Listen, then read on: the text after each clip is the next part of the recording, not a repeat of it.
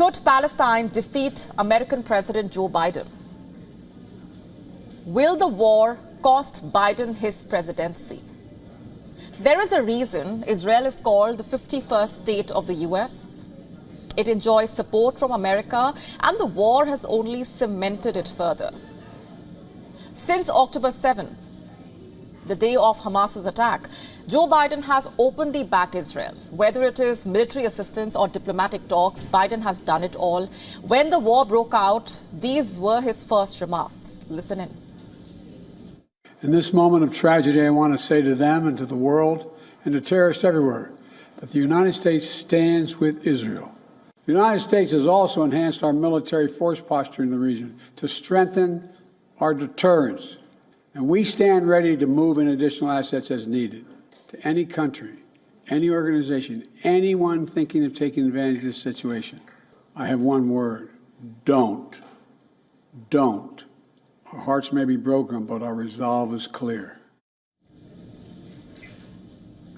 Biden stationed American warships in Israeli waters. He flew to Israel and sat in Prime Minister Netanyahu's war cabinet. His administration has been negotiating with the regional powers of West Asia. He himself sat down and talked to the family members, hostages taken by Hamas, family members of the hostages taken by Hamas. But guess what? It may have won him the favor of Israel, but it's not doing so well back home. The mood in the US seems to be pro-Palestine. Americans are demanding a ceasefire. Voters, especially the young ones, are not happy with Biden's handling of the war. You see, despite the age gap, Gen Z and millennial voters played a pivotal role in Biden's 2020 victory. They have been key supporters of Democratic candidates. These young voters form close to 40% of the electorate. But now over 70% of them are disappointed in Biden for how he is tackling the war. And the American president absolutely cannot afford that. Not at a time when his approval ratings are at a record low, when he is trailing Donald Trump in the opinion polls, and when there are increasing doubts over his ability to hold office, courtesy his growing age. As of now, only 39% of Americans approve of Joe Biden as the president. This is the lowest his ratings have been during his presidency. For his rival Donald Trump, the ratings stand at 42%. Throughout his political career, in fact, Biden has been a huge supporter of Israel. He has outshined even his predecessors. It was in November 1947 when the United Nations voted to create a Jewish state and a Palestinian one. Soon, a war erupted. A year later, the leaders of Israel declared independence.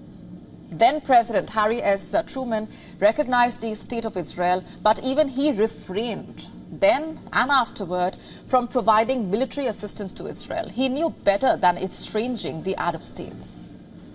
But Biden, he is turning out to be America's most pro-Israel president ever. Biden's unwavering backing of Israel has come at a cost. This isn't what pro-Palestine Americans expected when they elected him.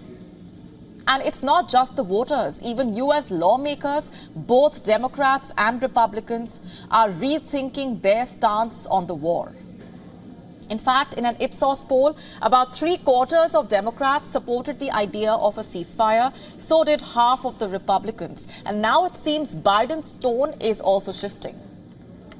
Earlier in the month, he sent out 2 different letters, one to pro-Israeli Americans and another to those pro-Palestinian.